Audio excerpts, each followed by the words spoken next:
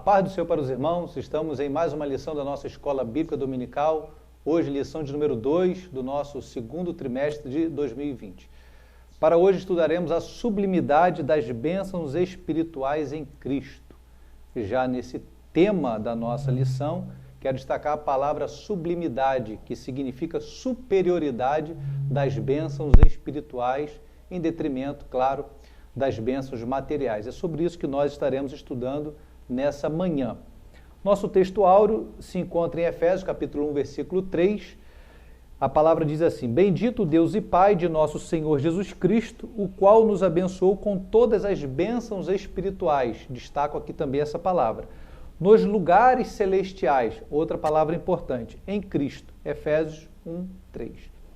A nossa verdade prática diz assim: Deus nos elegeu em Cristo antes da fundação do mundo para que desfrutássemos as bênçãos espirituais. Então essa é a nossa verdade prática, a nossa leitura bíblica em classe. Não vou ler aqui para a gente ganhar tempo, mas nós retornaremos por vezes em nossa leitura, que se encontra em Efésios, no capítulo 1, do versículo 3 ao versículo 14. O tópico primeiro, ele vem tratar como tema a nossa nova posição em Cristo. O primeiro subtópico é a doxologia, vamos falar sobre o que é a doxologia, explicar um pouquinho. O segundo subtópico, as bênçãos espirituais, esse é um dos tópicos mais importantes da nossa lição. E o subtópico 3 do tópico 1 é a nova condição em Cristo Jesus. Então, dando início ao primeiro tópico, a palavra doxologia, que é uma expressão de poesia musical de louvor a Deus. A palavra doxologia é exatamente uma expressão de louvor. Esse é o capítulo, um dos maiores capítulos da Bíblia Sagrada, onde não tem o ponto, ele só vai aparecer lá no versículo 14. Parece que o apóstolo Paulo, aquele deságua, em louvor e adoração a Deus, ele não consegue interromper, e é exatamente isso que nós vamos ler. Mas, após expor o versículo de abertura da epístola, que é o versículo de número 1 e número 2, já foi ministrado na semana passada, mas eu vou ler aqui, porque foi mencionado na nossa lição de hoje, que diz: Paulo, apóstolo, aqui é o remetente da carta de Jesus Cristo, pela vontade de Deus aos santos, aqui é o destinatário, que estão em Éfeso, aqui o endereço. Em Cristo Jesus, então o endereço ele não é somente para os que estão em Éfeso, mas também para os que estão em Cristo Jesus. Ele prossegue dizendo: a vós, graça e paz. Eu quero só destacar aqui algo interessante, que antes da paz foi necessário vir a graça. Sem a graça seria impossível de alcançar a paz. Então está propositalmente nessa sequência aqui. Da parte de Deus, nosso Pai, e da do Senhor Jesus Cristo. Então, após essa introdução desta carta, desta epístola, ele prossegue então do versículo 3 ao versículo 14, essa doxologia, este hino, Então, o comentarista segue dizendo: o apóstolo Paulo apresenta uma sequência de texto que caracteriza pela verdadeira adoração e bondade ativa de Deus. Eu achei interessante, bondade ativa de Deus. Ele vem ressaltar, porque essa bondade de Deus, ela não é inerente somente para aquelas pessoas que vêm em busca de socorro, mas é uma bondade que vai em busca daquele caído ou do necessitado. É a manifestação do amor, como a palavra caridade, que é o amor em ação. Ele começa pela frase: Bendito o Deus e Pai de nosso Senhor Jesus Cristo, onde a palavra bendito significa exatamente digno de louvor. Então nós estaremos estudando hoje uma doxologia, que é do versículo 13 ao versículo 14. É o início da carta de Paulo aos crentes em Éfeso. Agora, o subtópico 2, a nova posição em Cristo, vai falar das bênçãos espirituais. Seguindo aqui no texto proposto pelo comentarista, diz assim: obviamente que as bênçãos espirituais não são materiais, claro, mas provenientes dos lugares celestiais. Isto é, do reino espiritual. A gente precisa destacar que nós somos cidadãos do reino celestial, né, do reino de Deus e também do reino dos homens. Mas a nossa cidadania, a nossa verdadeira e real identidade está em Cristo Jesus nas regiões celestiais. E para esse versículo 3 desse primeiro capítulo, né, eu quero destacar o seguinte: as bênçãos espirituais. Né, o versículo diz assim: bendito o Deus e Pai de nosso Senhor Jesus Cristo. Bendito, ou seja, o louvor a Deus é o objetivo da doxologia, né? Bendito, o louvor a Deus, bendizer a Deus. Deus que é a fonte das nossas bênçãos espirituais. O qual nos abençoou com todas as bênçãos espirituais. Essa é a natureza da bênção, ela é espiritual.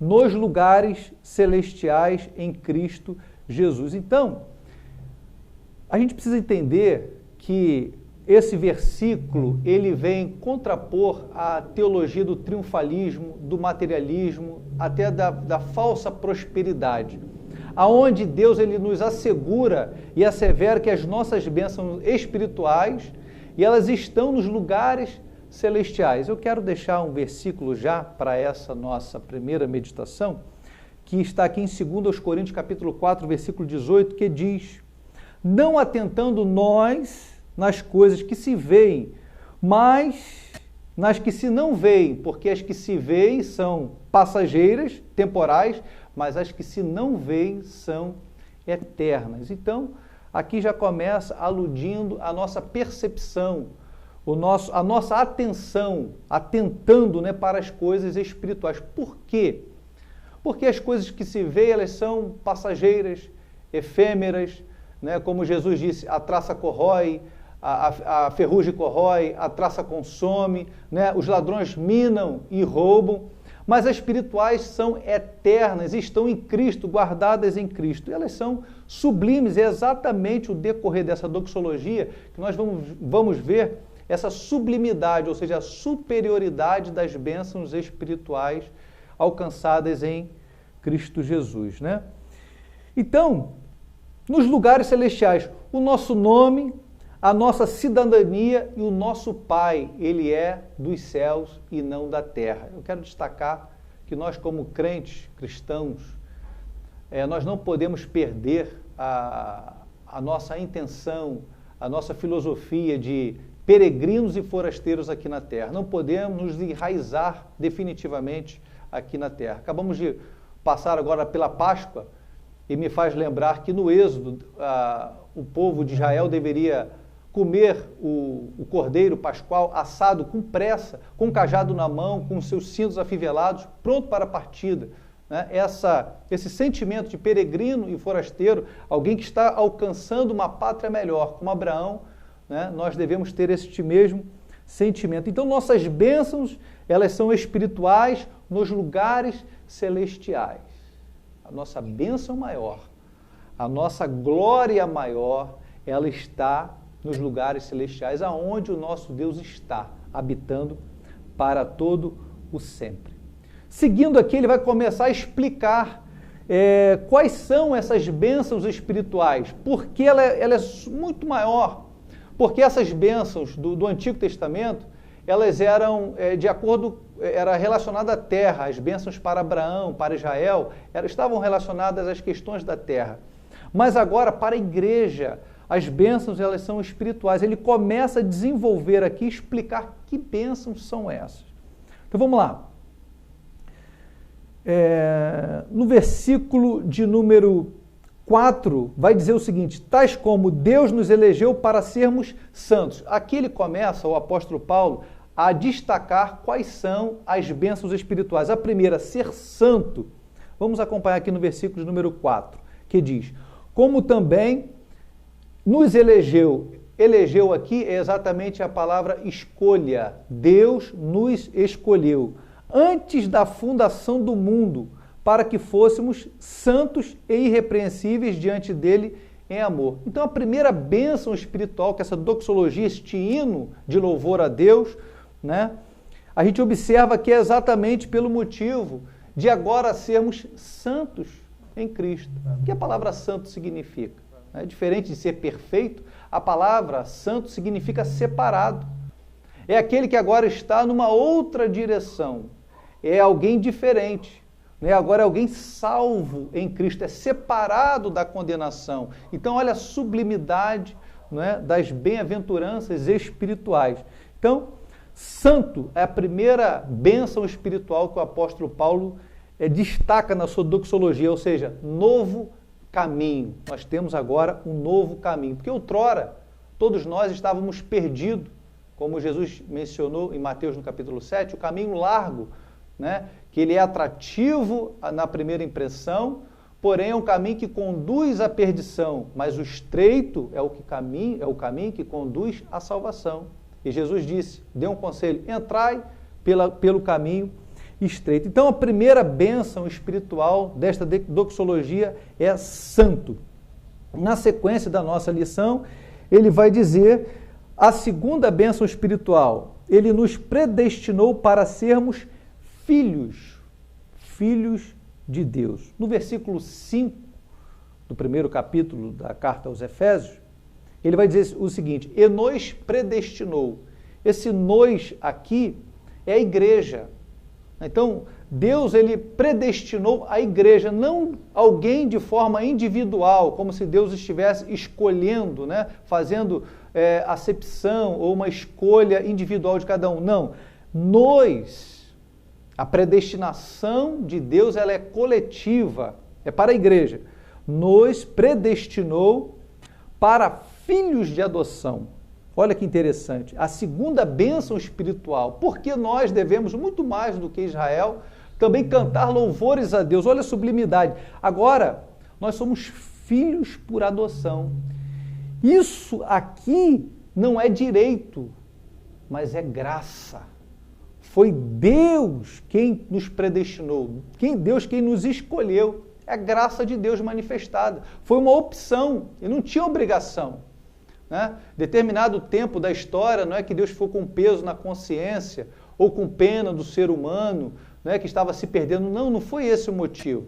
João 3,16 vai dizer, porque Deus amou o mundo, e o mundo aí é pessoas, de tal maneira que deu o seu Filho. Motivo pelo qual o Senhor veio nos resgatar ao nosso encontro é o grande amor incomensurável de Deus. Por Jesus Cristo, para si mesmo, segundo o beneplácito de sua vontade. Foi da vontade de Deus nos adotar. Ele decidiu na história nos ter como filhos. Olha que bênção espiritual. A sublimidade com relação às bênçãos espirituais. Então ele está louvando a Deus por essa oportunidade. Você já se deparou hoje, nesse domingo? Trouxe a lembrança que nós somos filhos de Deus. Que bênção, você talvez tenha filho, ou ainda não teve filho, mas é filho de alguém, sabe do relacionamento que é próximo, íntimo, profundo. Nós temos esse relacionamento com Deus. Isso é algo para nos alegrarmos nesta manhã, para regozijarmos e glorificarmos ao Senhor. Mas a doxologia prossegue com novas bênçãos espirituais. A revista segue dizendo, nos fez agradáveis para si, no versículo 6. A palavra que eu destaco aqui é agradáveis para si. Observa bem o que diz o versículo 6 da nossa revista. Para o louvor e glória da sua graça, olha aqui a manifestação de louvor, que a palavra é elogio, para o louvor, para o elogio da sua graça, desse favor imerecido, pela qual nos fez agradáveis a si. Deus está falando isso. Para o louvor da sua graça, Deus, o Pai, nos fez agradáveis. Nós que outrora éramos inimigos de Deus, contrários à palavra de Deus, separado de Deus, mas agora em Cristo, nós somos agradáveis. Olha que coisa tremenda. Irmãos, para um sacerdote entrar na presença de Deus, ele tinha que sacrificar um cordeiro, purificar-se totalmente. não é? Entrar com uma corda amarrada em sua cintura, porque se talvez ele estivesse em pecado, ele morreria lá dentro. Mas em Cristo havia toda essa separação, ninguém poderia entrar, exceto o sumo sacerdote, uma vez por ano na presença de Deus. Agora, além de sermos filhos, a promessa é que em Cristo nós somos agradáveis. A nossa presença nos agrada a Deus.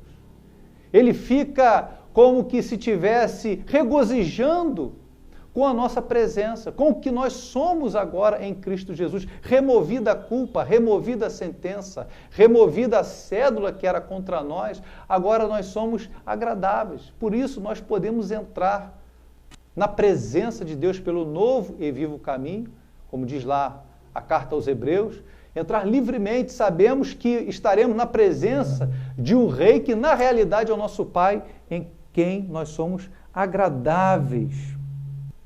Né? Assim no amado, ou seja, Deus agora, Ele nos tornou agradáveis a Ele no amado, ou seja, em Jesus, no amado.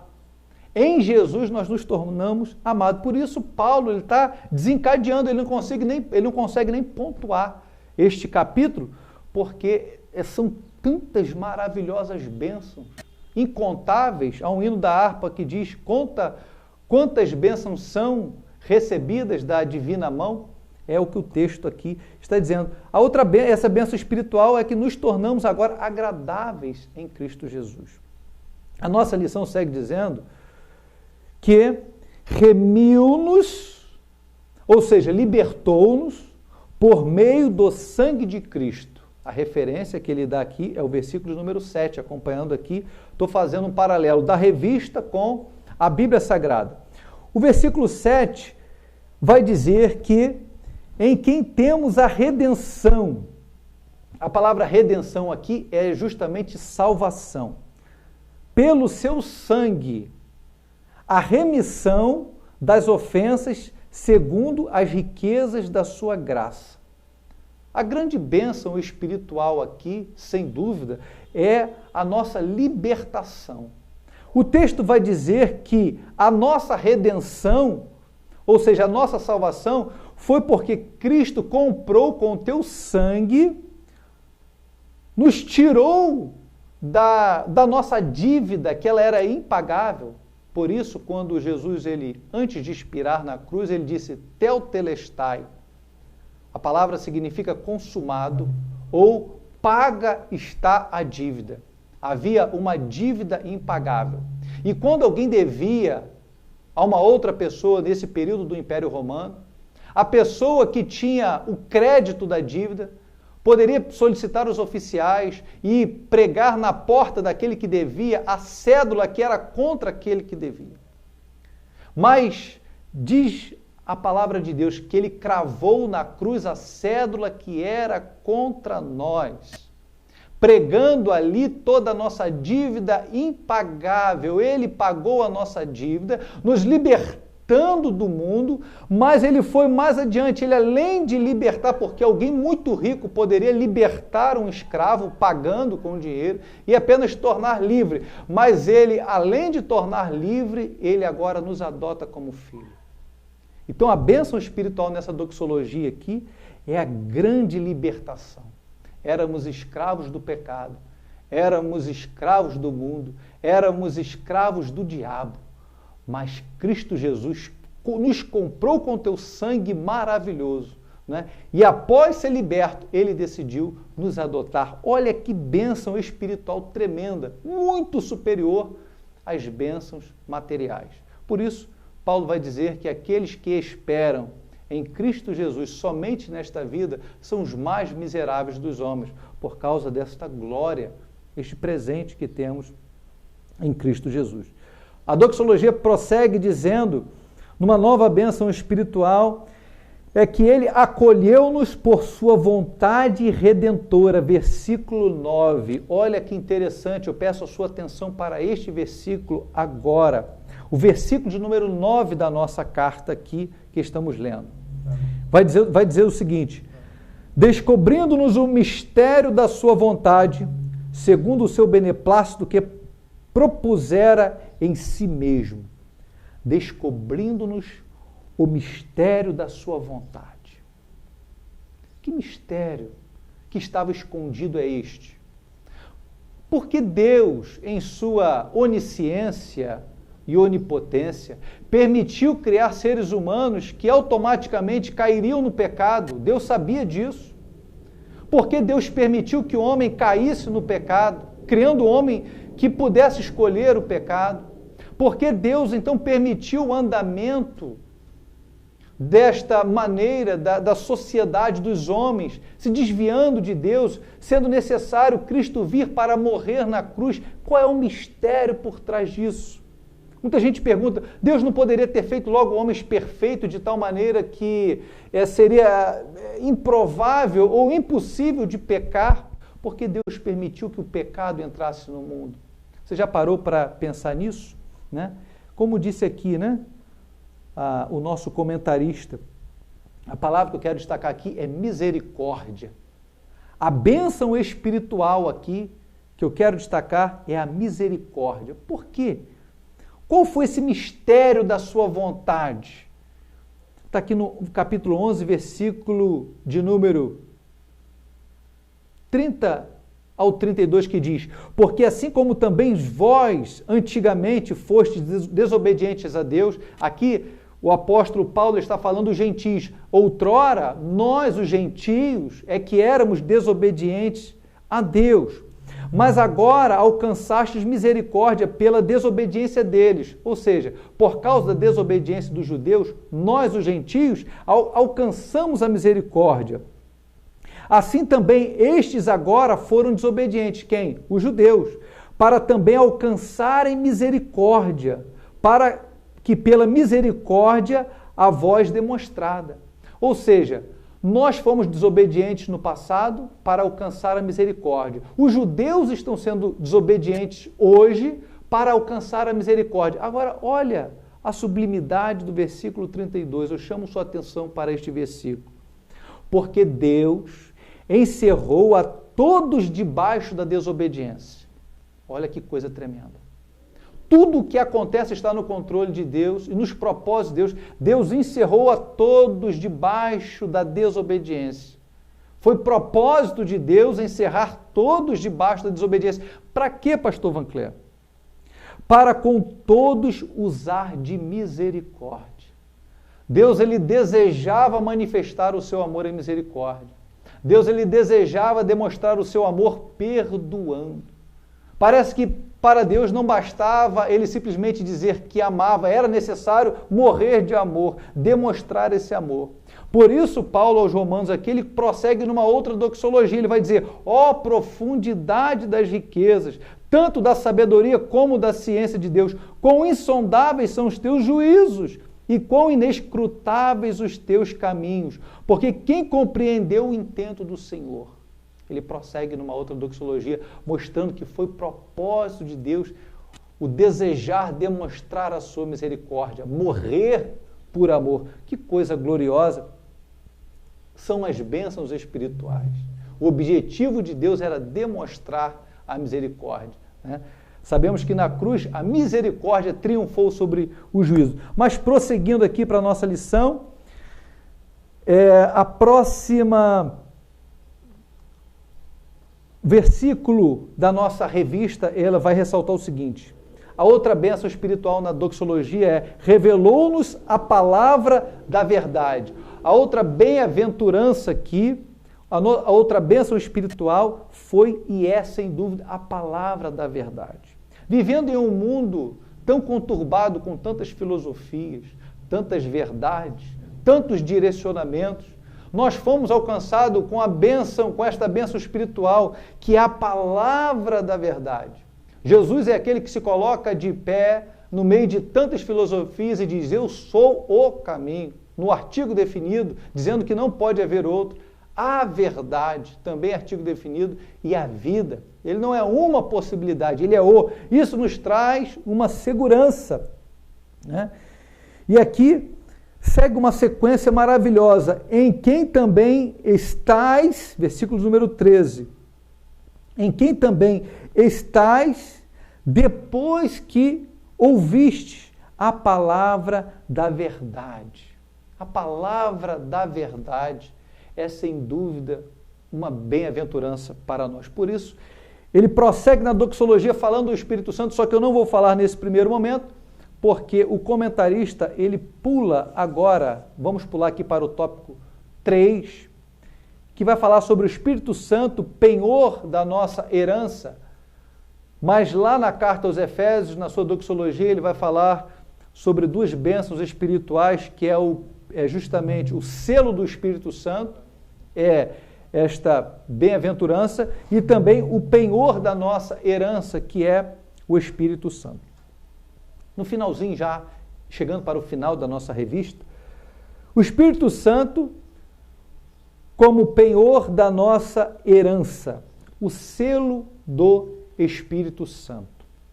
O comentarista prossegue dizendo o seguinte: aquele que ouve a palavra de Deus, o evangelho da salvação, essa é uma bênção espiritual, né?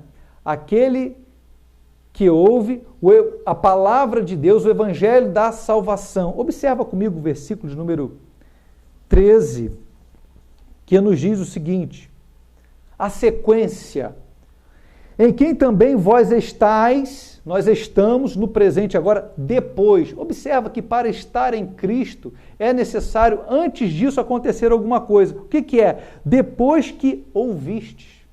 Olha a necessidade da evangelização. Depois que ouvistes a palavra da verdade.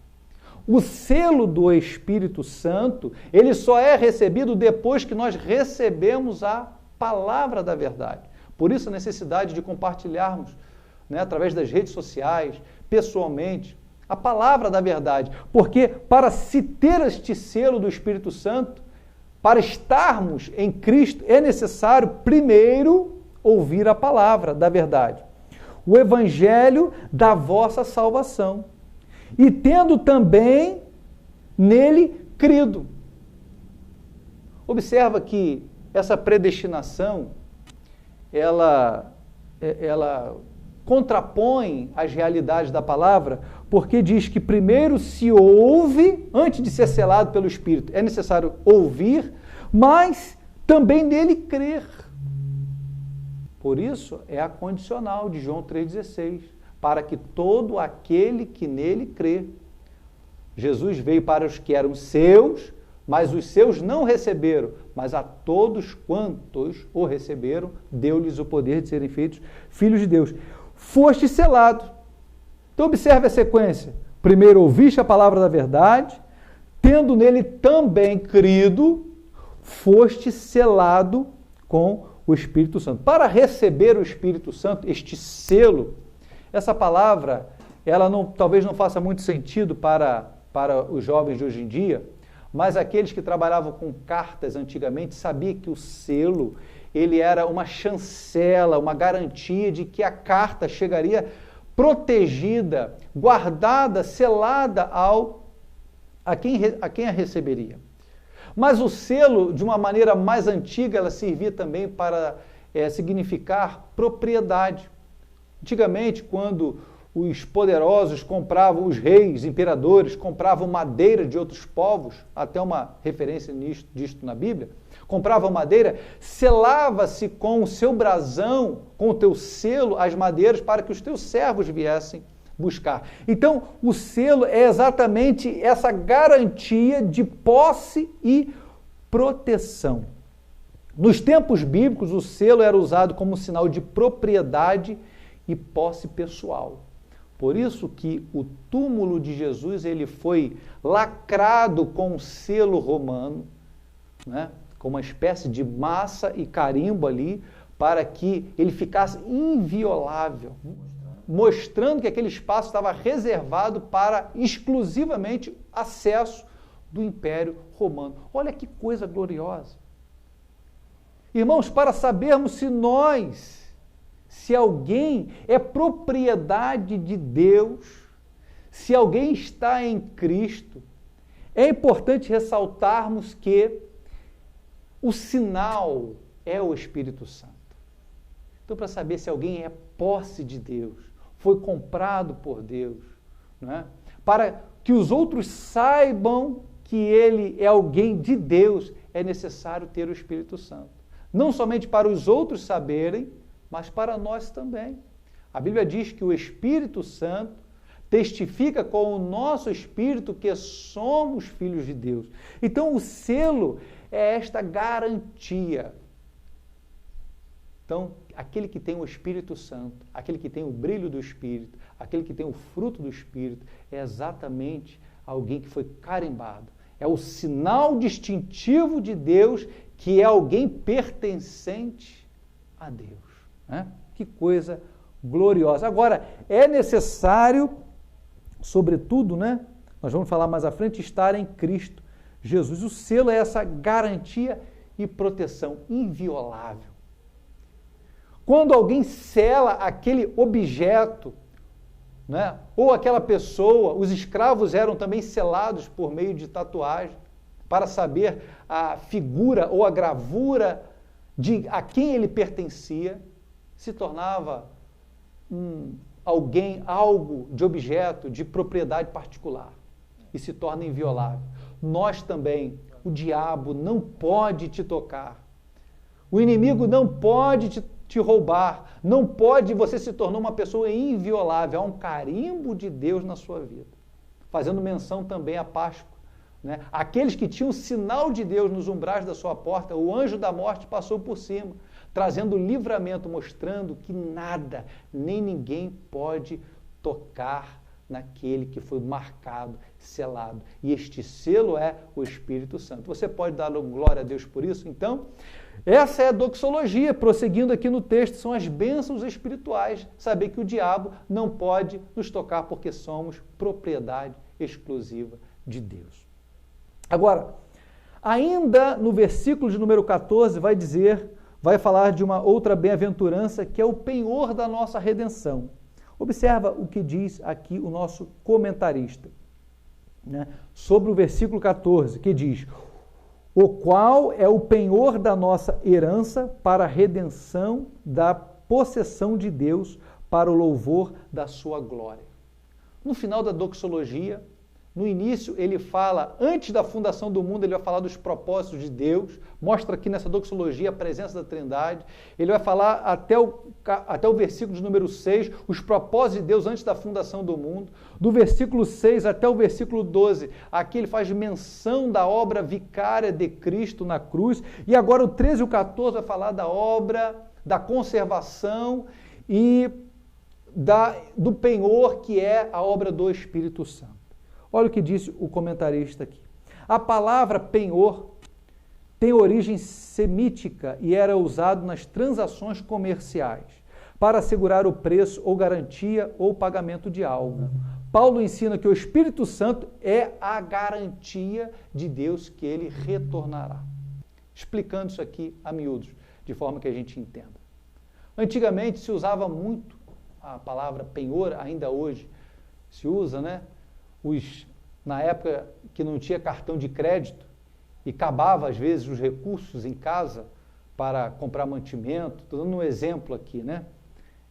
Como o penhor era utilizado. Então, aquele pai de família, aquele homem, ele pegava um bem de valor que ele tinha, antigamente se usava muito relógio, né? Aqueles relógios de bolso, ou seja ele qualquer outro bem, né? Valioso, ia no mercado ou em algum outro lugar, comprava aquilo que ele necessitava e como garantia de pagamento, ele deixava algo de maior valor do que aquilo que estava sendo comprado. Então, aquela pessoa que estava vendendo, embora estava vendendo para receber depois, ele ficava muito garantido que ele receberia sobre aquela venda, porque certamente aquele comprador voltaria para resgatar aquele bem mais valioso. Alguém deixava, às vezes, um relógio caro para poder ele levar uma compra. Então, ele voltava ali para resgatar aquele relógio mais valioso. O que isso tem a ver com o Espírito Santo e com o que nós estamos vivendo aqui? Qual é a garantia que temos que Jesus voltará para arrebatar a sua igreja? Que ele voltará para nos levar novamente para si mesmo. A garantia do nosso arrebatamento certamente é que ele deixou conosco aqui um penhor, algo de muito valor. A igreja tem muito valor, mas algo mais valioso do que a própria igreja. O Espírito Santo está conosco até a consumação dos séculos. O Espírito Santo também está conosco aqui, aguardando para que o comprador venha nos buscar. Jesus Cristo é Ele que nos comprou com o teu sangue maravilhoso na cruz. Que bênção maravilhosa nós temos em Cristo Jesus. Por isso essa doxologia, louvor e adoração pelas bênçãos espirituais, as garantias, né, que nós estaremos para sempre com Cristo Jesus. Agora o que eu quero ressaltar para a gente chegar aqui no final desta lição bíblica é o versículo de número 3, que diz o seguinte: bendito Deus e Pai de nosso Senhor Jesus Cristo, qual nos abençoou com todas as bênçãos espirituais nos lugares celestiais em Cristo. Né? A necessidade de estarmos em Cristo. Em Cristo. Não mais em Adão. Porque em Adão nós temos a sentença de morte. Estávamos outrora em Adão, filhos de Adão. Por consequência, tínhamos o testamento de Adão. Em Adão tínhamos o testamento de morte. Mas agora em Cristo, ou seja, guardado em Cristo, na nova natureza em Cristo, nenhuma condenação há para os que estão em Cristo Jesus. Meu amigo, finalizando esta lição maravilhosa, há um rogo do apóstolo Paulo aqui para não perdermos este sentimento de peregrinos e forasteiros, né? No tempo aqui da nossa peregrinação, devemos ainda amar o céu, entender que nos lugares celestiais há a nossa garantia, nossa morada, e nós iremos para lá. Ainda que nós venhamos passar pelo vale da sombra da morte, passar pelos portais da vida, estaremos para sempre com o Senhor, né? Eternamente. Esta é a nossa vitória, a nossa garantia e a nossa alegria. Por isso nós, nesta manhã, estamos glorificando a Deus por essas bênçãos espirituais. Que o Senhor te dê muita paz, muita alegria, né? E fica esta recomendação: vamos atentar para as coisas que não se veem, porque as que não se veem são eternas. Deus te abençoe, um domingo abençoado e até a próxima Escola Bíblica Dominical.